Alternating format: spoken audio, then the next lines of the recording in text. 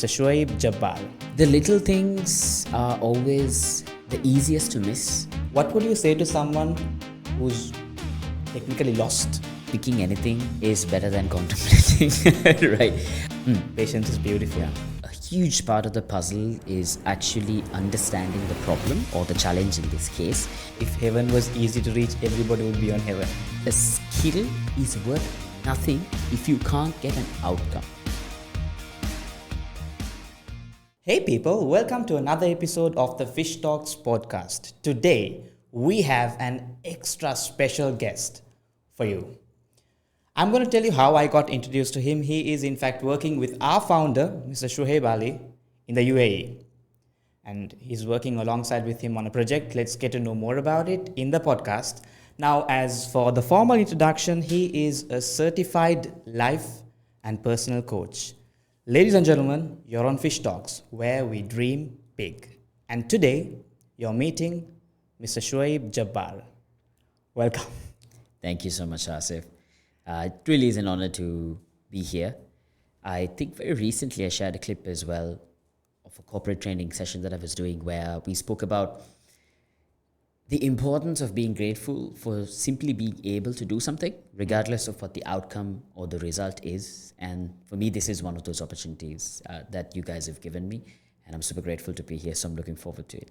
Thank you so much. We are honored to have you here today. Thank in you fact, so I watched the video last night. Really? I was going through your profile. So you've done your background checks? Yes. Nice.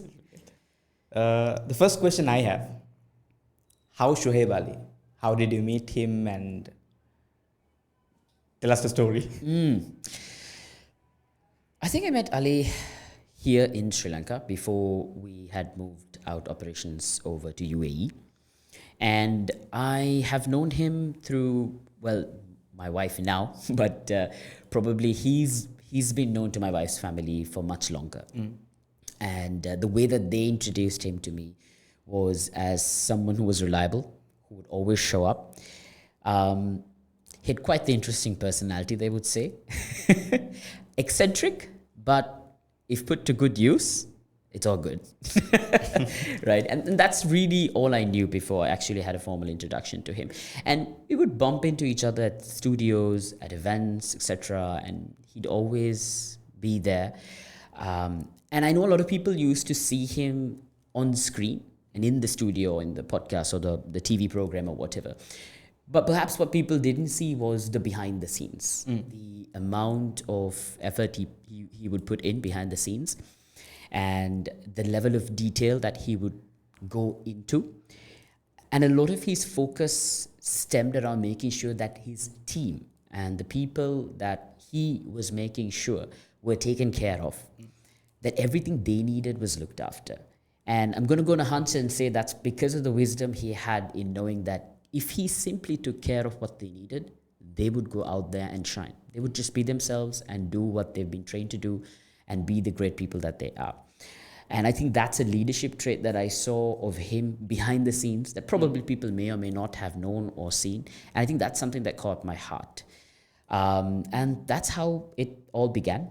And since then, it's been a mix of casual interactions and some very deep conversations as well, often where I have to keep asking him, could you please explain what that means? But always better to clarify than to assume. And I'm grateful because those types of conversations are rare. Yes. They are very time consuming, but they're rare. But they really set the platform for us to be more reflective, introspective, where more than anything, we can find the areas that we need to work on in ourselves. And I find that those conversations are like a mirror. It kind of exposes where I can be better. And I really appreciate those. So yeah, that's where it all began. And here we are now. Beautifully explained. I think I have had a lot of, can you please explain that moments as well? But before I could ask that question, he'd be like, think about it. Think about it. Yeah, it's probably setting up the scenario for you to be introspective. So yeah. Yes. And I also agree with the description you gave about him, attention to detail. So whenever I go with the podcast, he will focus on this detail. Have a plant behind, have a banner behind. Right. So more than the average, he always wants to do it for the dot. And he also thinks dream big. In fact, our motto, the Fish Talks podcast slogan is to dream big. That was something he told us. Dream big, think big. And he always thinks about the team. Yeah. I think I've heard this from him. The biggest wealth that you can collect is the people. So the money or the car or the house. Absolutely. Earn people. And people. That's he deep. lives by the motto. That is deep. Yeah, and I think it's interesting because the little things are always the easiest to miss.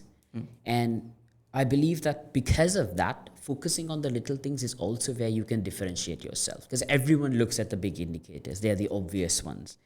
But the little things are easy to not do, and I think that's why you should do it. Yes. Because that's the one everyone skips. So, yeah. True. Agree. 100%. So, for the audience, do we see yourselves, you and Shuhaib, collaborating in the next 5 years? Anywhere sooner? I'm not sure how much I'm allowed to share.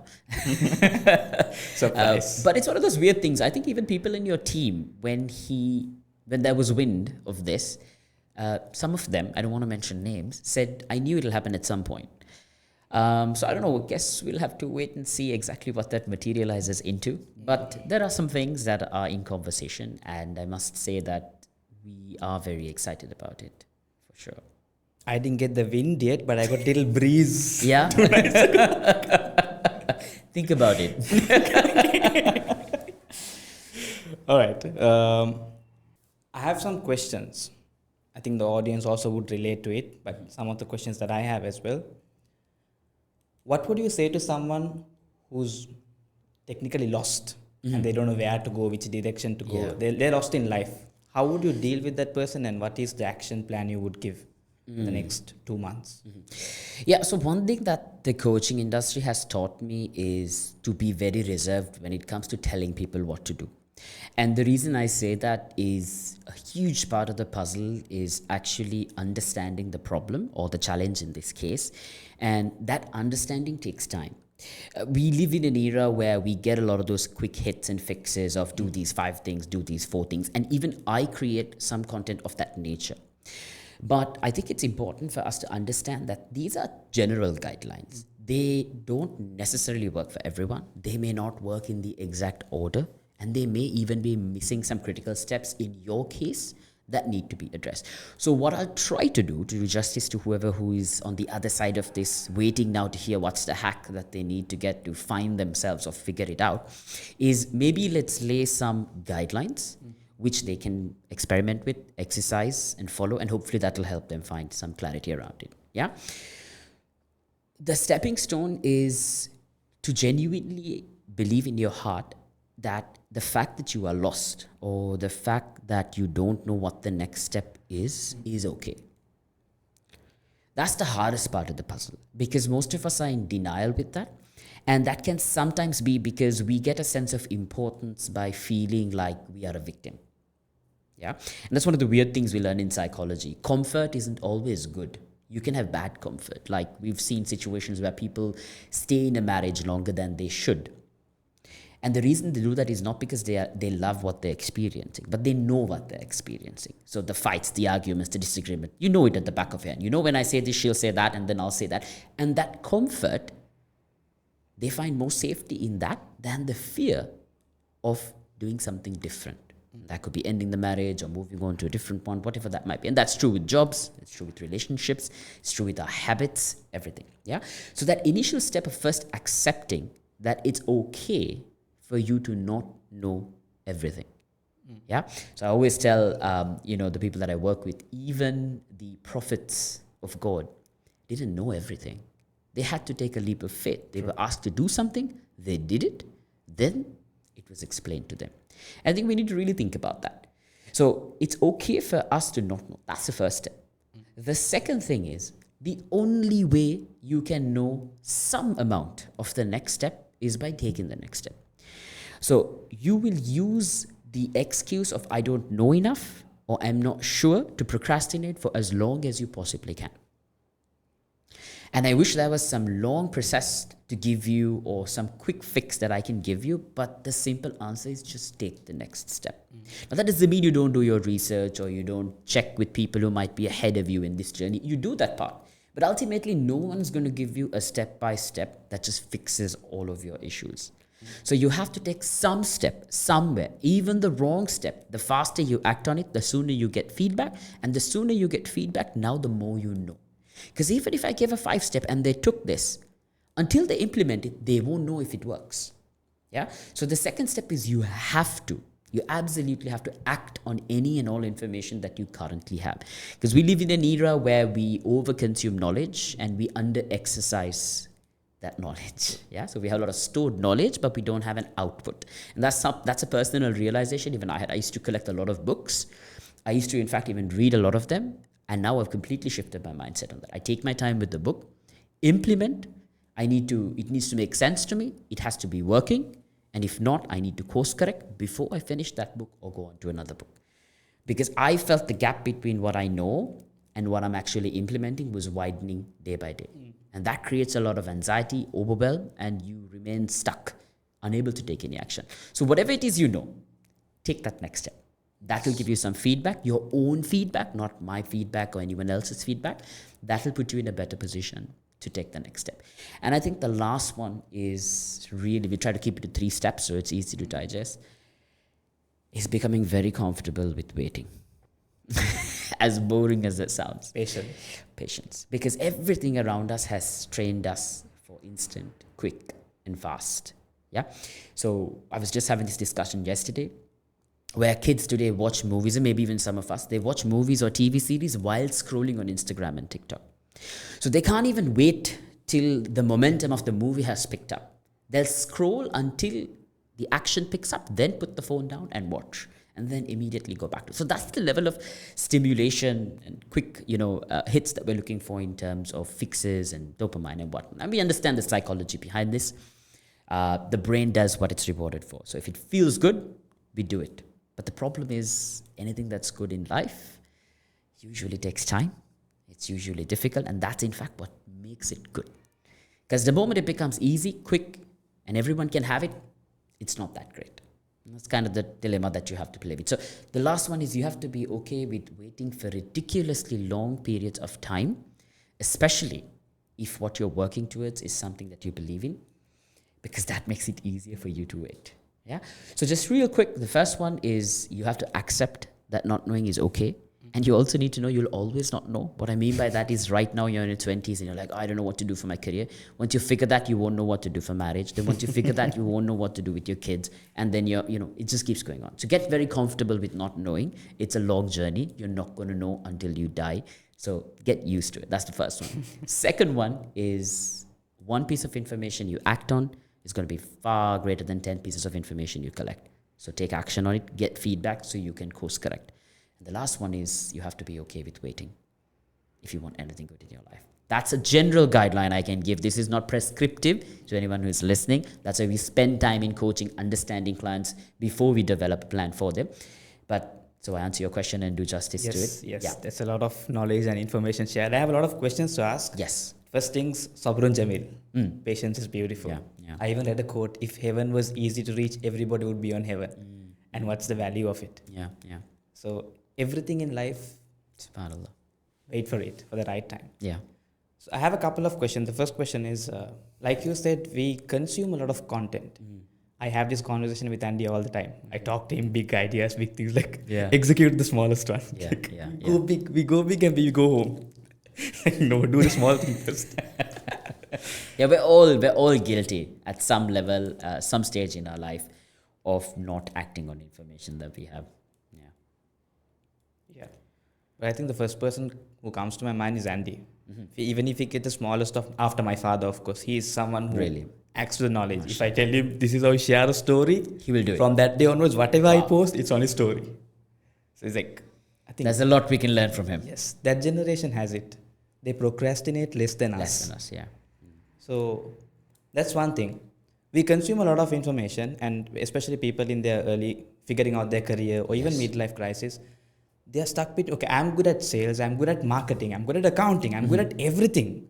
How do I choose which one to go in? Yeah. Yeah, the non-complicated and simple answer is picking anything is better than contemplating, right? Yeah, sure, you can take a week or two or even a month or two if you like. But if you've taken 6 months to a year and you haven't decided, you probably don't have an information issue. you just have a problem with being decisive. And the thing about being decisive is it's a muscle. The more decisive you are, the stronger the muscle gets. And what that experience teaches you is that you can never make the perfect decision. So you just got to make the best decision that you can, as God expects us anyway.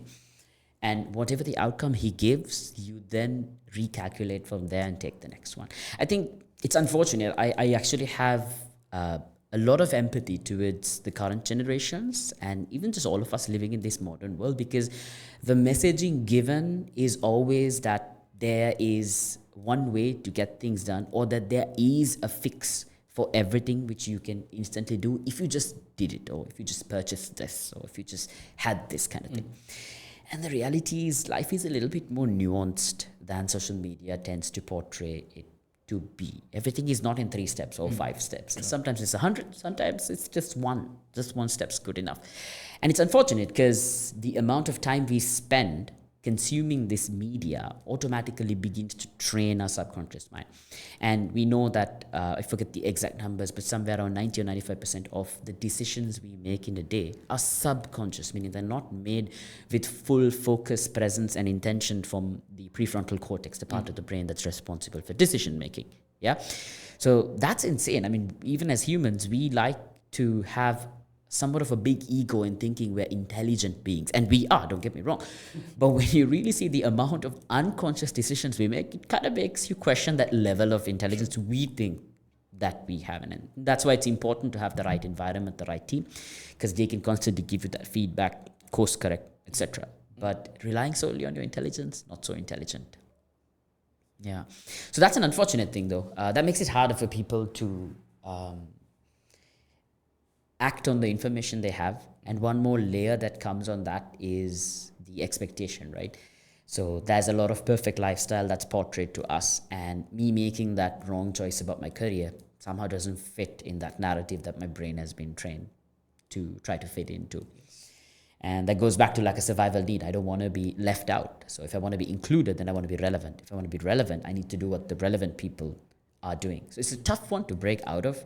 And unless you begin to cultivate that self-awareness and learn to pause between having these emotions and desires and acting on them, so you can use the logical part instead of the, as they call, the animalistic component of the brain, that's when you're going to have to, when you will start seeing those changes. But coming back to your question, a person who has these 5 professions they're all good at, I would start by saying you're probably not good at any of them. True. Yeah. Just pick one, right? We like to think well of ourselves, right? So, but I understand some people can have like, see, I'm good with numbers. Yeah.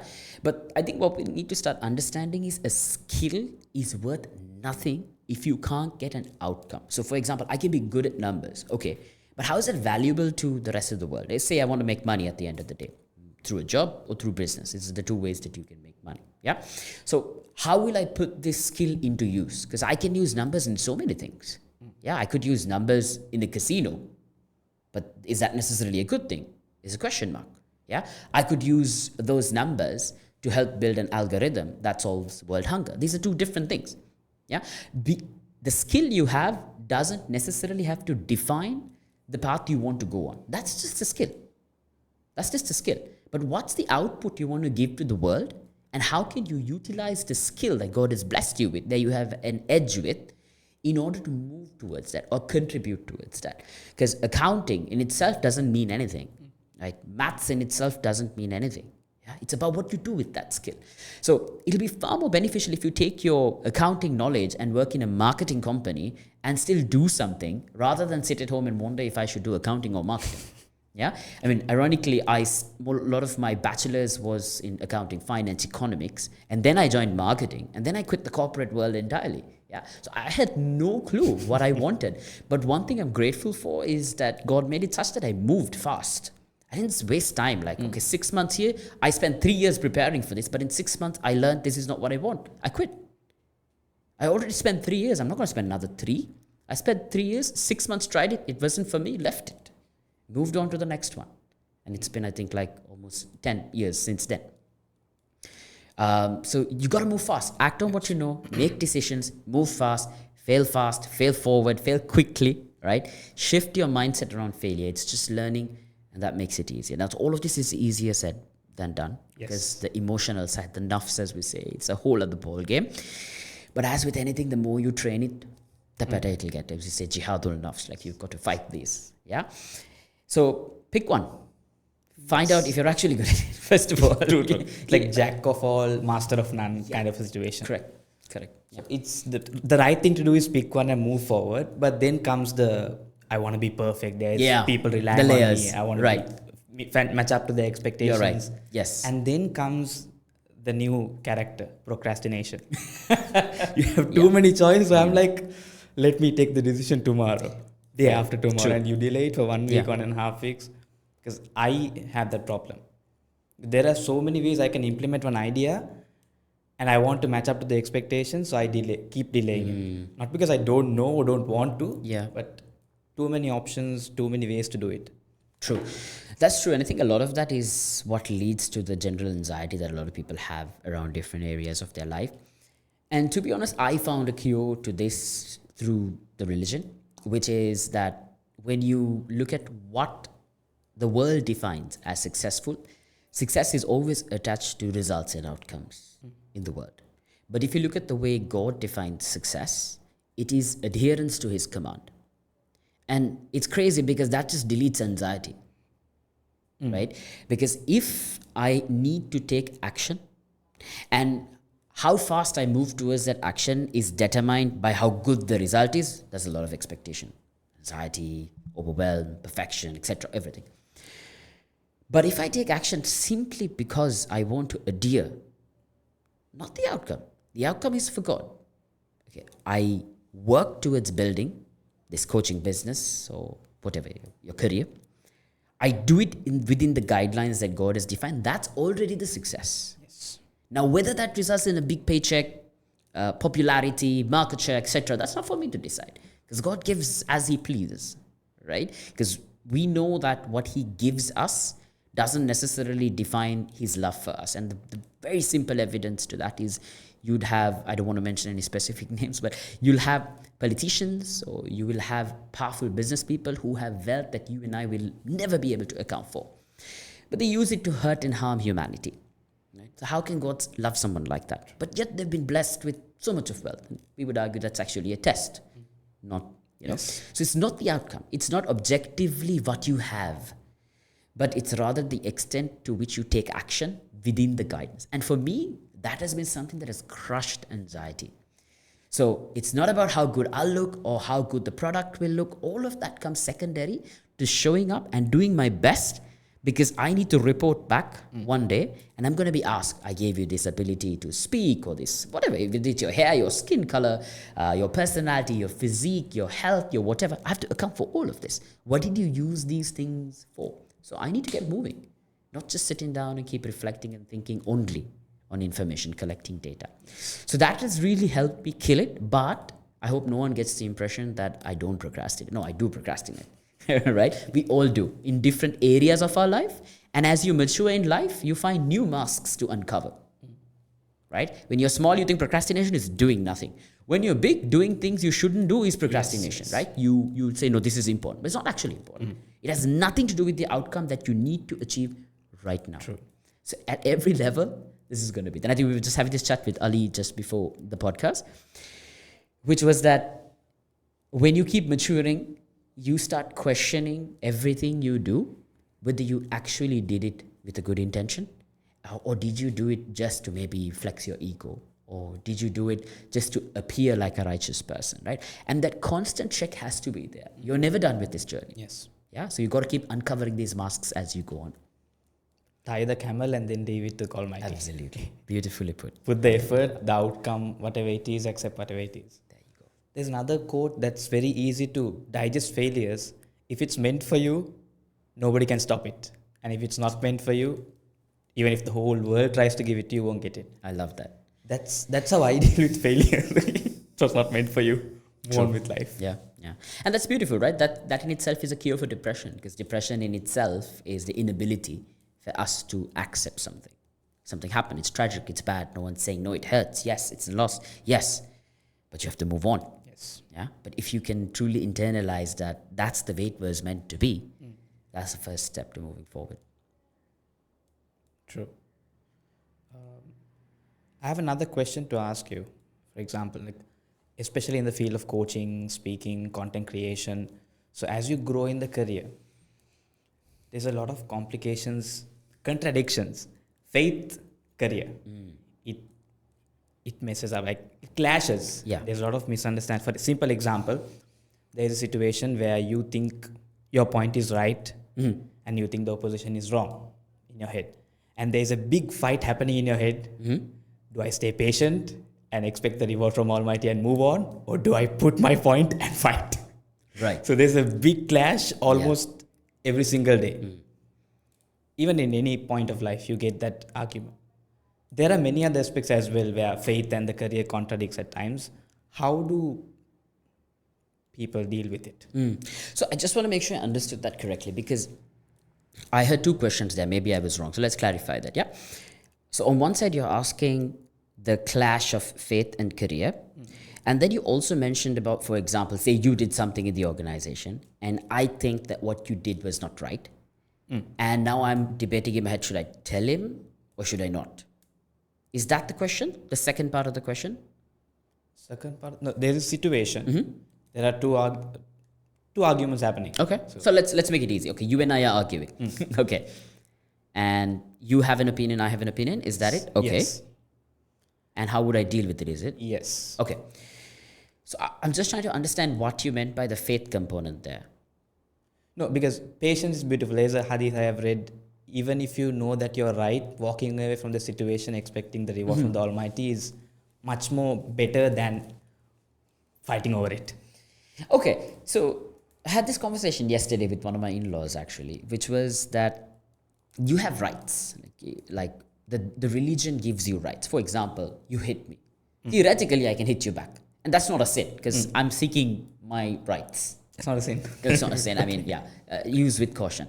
But let me finish the sentence, right? So theoretically, or say you owe me money. It's my right to get that money back from you. I can choose to let it go, make it halal for you and forgive you. That's my choice. But it's not wrong or it's not lower of me to ask for that money back or to seek even legal compensation for that. That's fine. Yeah. But you also know that if you let it go for the sake of God, the reward is greater. Yes. Because in this world, what I get is what this world has. So it's within human limitation. But if I let it go for God, I'm now not dealing with Aasif. My reward is coming from above. It's not bound by any laws of nature or physics or whatever. Right? Crazy things like direct debits can happen to my account immediately, right, without an explanation. That level. Yeah. So the way I would approach it is, see, if the disagreement we are having is harmful either to you, to me, or to the greater community, it then becomes my responsibility to speak up. Right? Because if I stay silent and I forgive you, the damage is greater. Let's assume people lose their jobs or people have bad reputation as a result of me not correcting something that you said. Now, obviously, the manner in which we communicate this is also a part of the guidance of the religion. Yeah, we know that in many instances, when you look at the way Rasul sallallahu alaihi wasallam gave advice, there's almost like a framework he's following. First of all, there was an established relationship, or he would establish a relationship. Yeah. So if I remember correct, it's Muad that he gives advice to. And when he does give that advice, he begins by saying, I love you for the sake of God. Right? So he's first opening that conversation by reiterating the fact that his niyyah, or his intentions, is not to put you down. It's not to make you look wrong in front of everybody else, not to damage your character, nothing. So he's reiterating the fact that, okay, Aasif, I genuinely want what is best for you. Okay? He then follows by complimenting with something that you have genuinely done well. Aasif, the way you handled the previous batch of students, really that was a lot for me to learn from. It was phenomenal. The feedback was great. Then he moves on to giving the advice. Okay, you're already praying your prayers, and it would be beneficial if you could recite this as well. So like, Aasif, you did a great job with the batches. Imagine how much better it can be if you actually followed up with the parents or the kids after this. And then he ends by making dua for the person. Right? So I say, Aasif, I really pray that you are blessed with nothing but the best. Yeah. So there's an entire framework. It's not like, as if you're wrong, you don't know what you're doing. Like, that's not how it works. So how I would approach it personally is, firstly, I need to look at what is my responsibility towards God in this situation. If something wrong is happening, if somebody's rights are being violated, I now have a responsibility to speak up. If it's private, you've done something, it's hurt me, now that's up to me. If I want to forgive you in my heart and just let it go, I can do that. But I would assess, would that be more harmful for you? Because if I don't give you that feedback, you might go around hurting other people. And that's going to be bad for you. And if I genuinely love for you what I would love for myself, it's better for me to speak up, even if you don't like me as a result of it. So again, there's no one answer to this question. Yeah. But to your question about faith and career clashing, Yes. for me, that one I have found to be the solution to be relatively simple. Implementation is hard. Yeah, I think this notion of kind of balancing your faith with your career is the problem. Because when you look at faith, it's supposed to be the way of life. It is not a part of life. Yes. This is like, I think, where I used to get this really wrong. It's like, how should I act at office and then how should I act outside of office? I don't think you should make that distinction. There are certain things, for example, I'm not asking you to wear your pajamas to work. You use your common sense, your intelligence. But what I mean is, if I'm integral at work, I'm integral at home because I'm integral. Not because I need to be integral at work, but I can lie to my wife.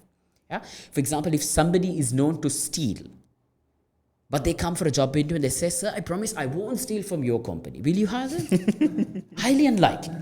Yeah. So I think the faith is the same thing. I have to have God consciousness at all times. So it's not like, okay, my boss wants me to, I don't know, say for example, consume alcohol at a party or whatever. And in order for me to keep the social connections going at work, I will indulge in this. I'm giving you this example because it's black and white. Because anyone would say, no, I'm not going to drink, right? But where it gets harder is other things. Like there's something in the sheets that boss doesn't want to expose. Do you speak about it or not? Now, the solution is not to go and tell the whole team. Solution would be to say, like, look, sir, either you need to address this or I need to bring this to attention because this isn't right. This isn't legal. This isn't ethical. That's not a matter of should I let it go because of my job security? No. Because the moment you do that, now you're placing your reliance on your employer and not on God. So the whole thing's gone. You're essentially worshipping something else. Yes. Right? So if you truly believe that everything is given or taken from God, then you should not have the fear to do what is right.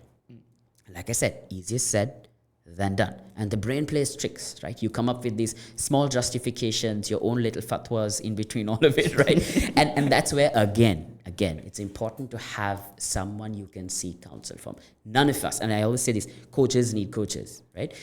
No coach can coach themselves because I can't see my flaws. I can't see my own biases. And that's goes back to our initial, right? Where I said sometimes when I speak with Ali, I see that mirror. And he holds up a mirror in the most beautiful way. He'll never say you're wrong, but he holds that mirror up where it's up to you to see it or not. Yes. Right? And personally, I love that. I love that because it's easy for us to have people around us complimenting us, cheering us on, and that's good. And we know they're doing it from a good place. Maybe they're also right. But compliments don't help you grow.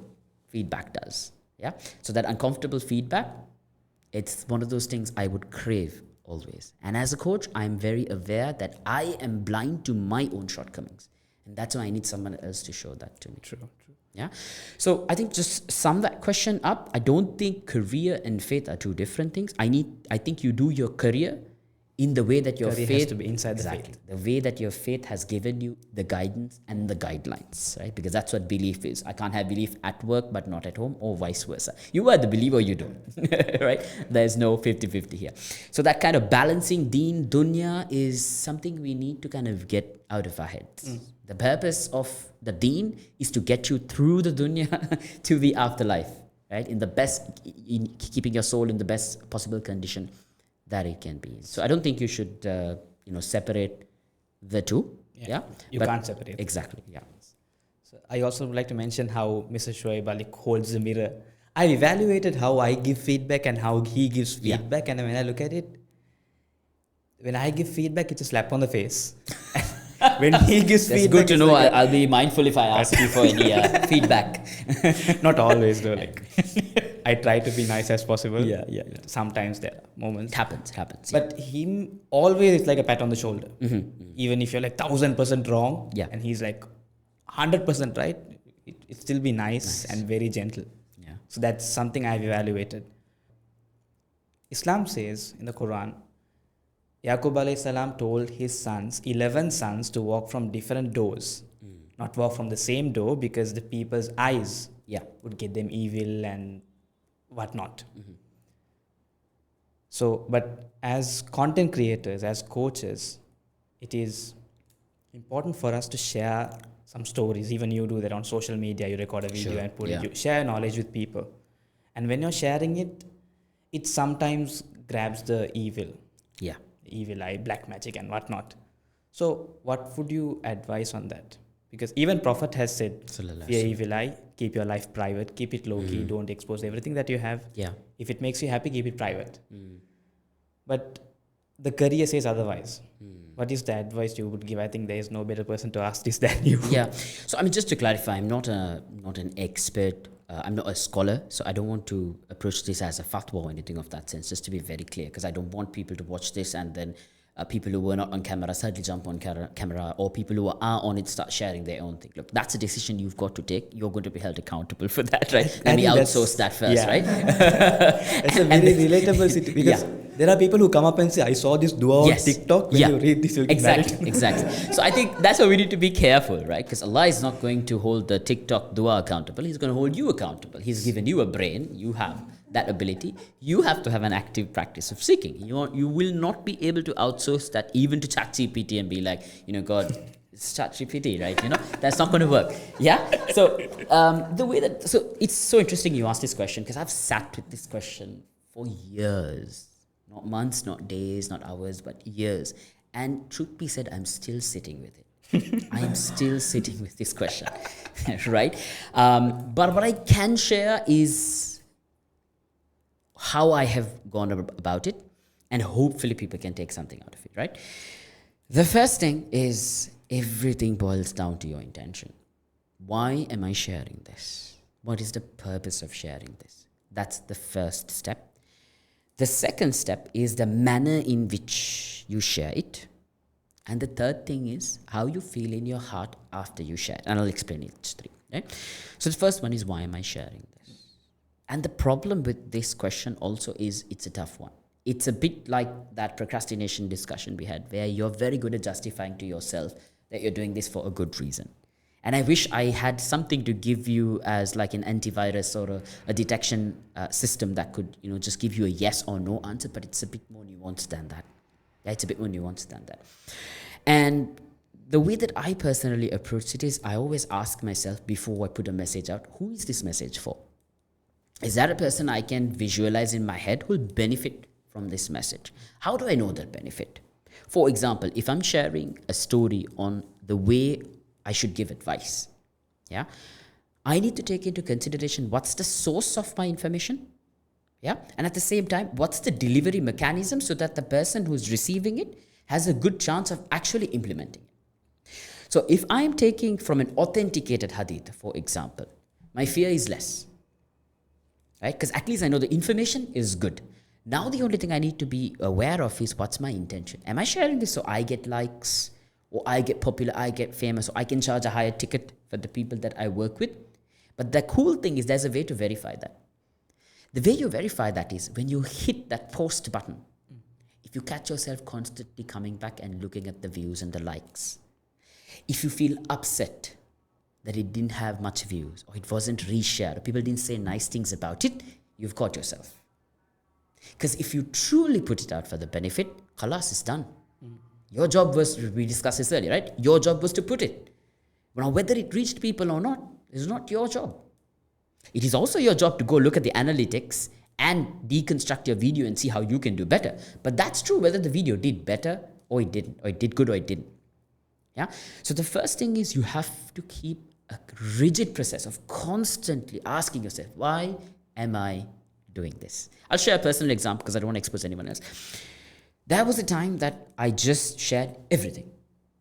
And I was convinced that I was sharing this because I want people to see the way I live my life so that they can be inspired or make change or whatever. But the more I questioned this, I realized that if that was true, I should be sharing everything. Not only the meal that was served that looked nice, I should be sharing the one that looks horrendous. Bad things as well. And I realized in that my intentions weren't the cleanest. And I've had to do a bit of cleaning up. Yeah, this was a long time back. But the truth is, I have to keep doing that forever. Every now and then I'll catch myself, okay, I didn't need to share that. Why did I share that? It's tough. It's really hard. Yeah. But one thing I want to say is that we seem to think that this is only a social media problem, and it's not. That's what we need to understand. This is a human psychology problem. This is an emotional problem that we have.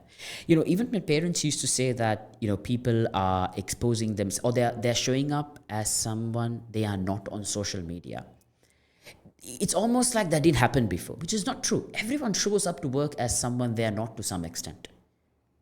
Right? You're more conscious about the way that you speak. You articulate a bit differently. You have maybe certain attitudes towards people. This kind of different game you play, which you don't play with your friends. You don't play it at home. You only play it at work. So how is that different to social media? Now, I understand the impact is larger because the whole world is watching and it can spread. Yeah. And even the weight on the person creating is larger.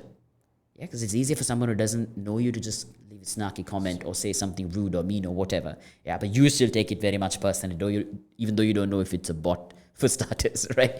But I think it's important to understand this is fundamental human psychology. We all have an inherent pull to make ourselves look good. Why? Because if we do that, we assume we'll be loved, accepted. Right? And that means people will do things for us. We won't be lonely. We'll feel good about ourselves. And all of this. And the social media is the same. So the first pillar for me is constantly questioning myself. Right? As crazy as I sound, constantly questioning myself. And every now and then, getting feedback from someone else. Asking them what they think. I got some very harsh feedback yesterday at a family function, but I'm so grateful. He was actually dumbing it down 2 nights before when we met, and then I pinned him down yesterday and said, tell me what you meant. And he began by saying, I didn't mean it's a bad way or whatever. I said, I'm not interested. I just want to know what you meant, only because I'm tired of everybody saying it's good. I need to hear someone say how it can be better, right? And then he opened up to me, and he was so right. That was so much of value for me to take from that discussion. Yeah, so that's the first one. And the second one I mentioned was the manner in which you present it. So are the words that I'm using all me-centered? Am I talking about my great achievements and my awesomeness or how I changed somebody's life, right? Or am I sharing the lesson without taking the credit? There was a client like this. This was the challenge that they had. These were the things we realized, and because they were able to do X, Y, and Z, now they're able to get this outcome. Now, that's something that can inspire a person to seek help. That's something that a person could pick a step or two that might help them get unstuck. Sure. And potentially, if they share that, hopefully other people can benefit as well. So that's the second one. What's the manner in which I'm sharing? The language I'm using? Am I standing in front of a fancy car because I think, okay, then people will assume I'm rich. And because I'm rich means I'm a good coach, because that means people are paying me big money, right? That's why I objectively never expose any materialistic thing around. Intention. I mean, I live in a country where we could get any vehicle to be behind us or any apartment or whatever. You rent it for a day, you go, people do this, right? Shoot content. But the only reason I would do that is to show a success that I don't have. Why do I need to do that? Yeah. So the manner in which I do it. Am I being honest? Am I being straightforward? The language I'm using? What's the message I'm giving? And the last one, which is checking your heart. Once I've posted that video, especially the ones that don't have likes or views or shares or comments like crickets, am I okay with that? Because the truth is, if that reached one person and it changed their life, or it inspired them to do something better or to show up as a better Muslim, I'm not deserving of that credit, but it was a great blessing to be a part of that process. And I should be okay with the fact that if no one benefited it, I still did it with a clean intention in the way that God asked me to, and therefore my reward is already written. And those are 3 pillars I try to hang on to help myself try and stay on track. But I'm pretty sure I fall short. I have a lot of follow-up questions, but I think we are sticking to the time. So the other part of the question that you asked was to do with, let's say we have that pure intention and we put that piece of content out, or you turn up to office looking a certain way or whatever. And as a result of it, the evil eye is something that you are exposed to. And the question becomes, how do you deal with that? So the way that I look at it is, if I genuinely believe that the work that I have to do the person I need to work on becoming and show up as to benefit people for the right reasons is something that is important, I think you should do it. I think you should do it. If you don't have another way to do it, or this is the best way to do it, then you should do it. Because you can extend this argument in multiple different ways, right? An imam could show up in a mosque, stand in front of a crowd, and give an amazing, heart-moving discussion. And a few people could say a few things that could hit him in a different way. Right? It's not just social media, but the discussion here is the scale. Right, the scale at which social media, it's all about the scale. That's the only difference. The human element is all the same, right? So given that I have done my best to purify my intentions, I have followed some recommended, guided form of checking my work, not just my opinion, right?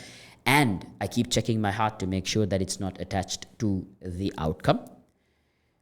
The other things that have constantly helped is all of your recitations and adhkars. Right? There's a reason that God has given us those protection du'as.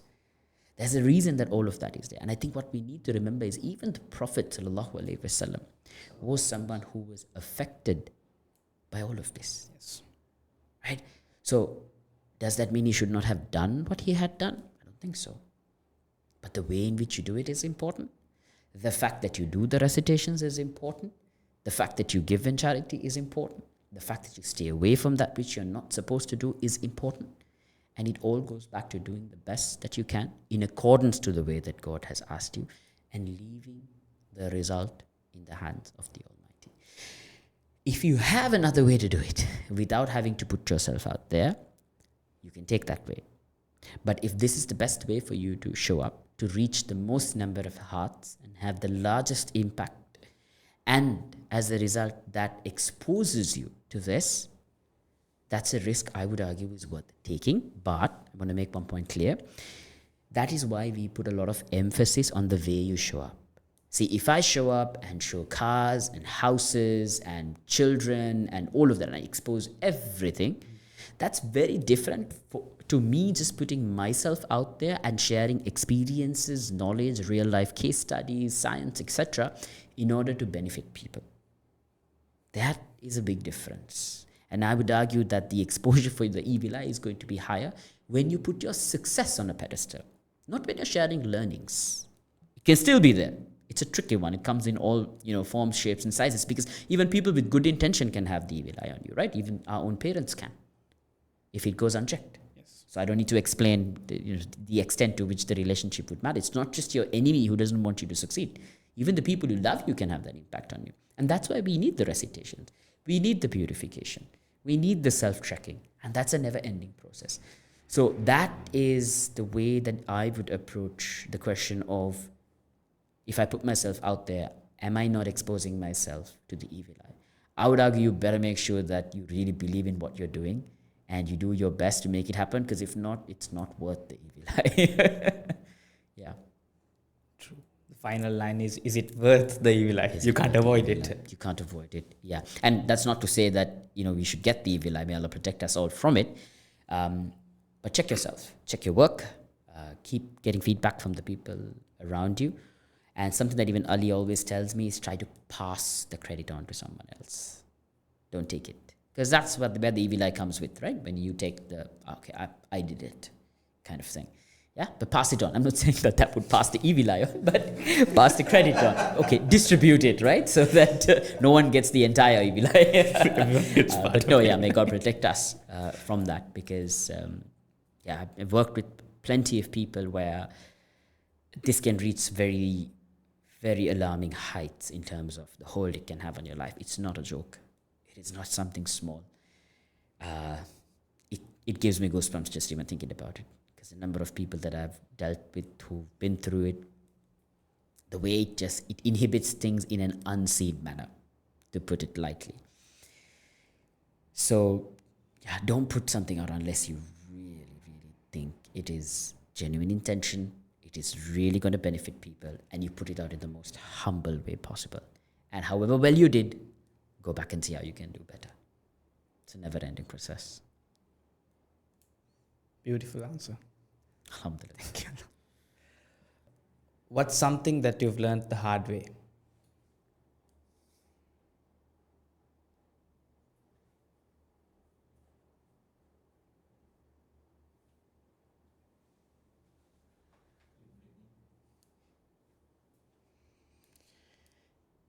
think the only things I've ever learned are the ones I've learned the hard way.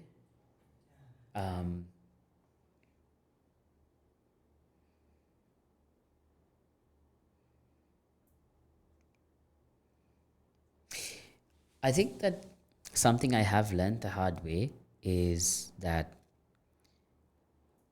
my intentions are not always as pure as I thought they were in that moment. And the reason I say that is I tend to be very reflective, right? I always think back. Like after this podcast, I'm going to be thinking so much about everything we spoke, right? And in all of those processes, I always realize I could have done better.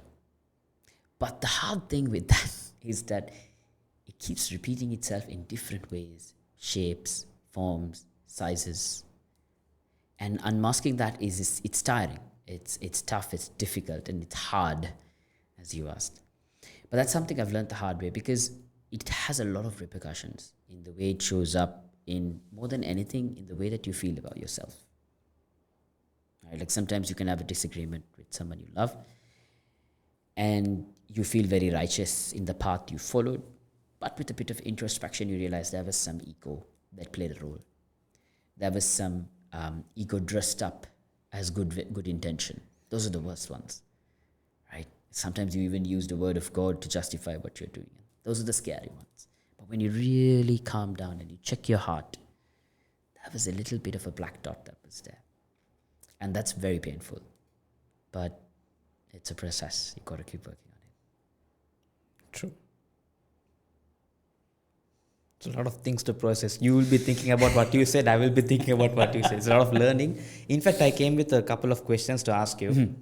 But the moment I started the conversation, I never looked at my phone. I was like, let me just put my questions and learn as much as I can. Alhamdulillah. Well, to be truthful, like these opportunities are learnings for me as much as it is for you. Yeah, because we're going to watch this back and I'm going to see everything I could have done better, everything I could have worded differently. And by God's will, the next time, hopefully, if He has intended, I can show up better. Inshallah. Thank you so much for... It's been a pleasure. Accepting our invitation and coming here. So, innamal a'malu binniyat. Every action depends on your intention. Sabrun jameel. Patience is beautiful. And finally, tawakkaltu ala Allah. Rely on the Almighty for the result. So I would like to end the podcast with those 3 beautiful messages from everything that you shared. And I hope to see you again in another episode. Until then, goodbye.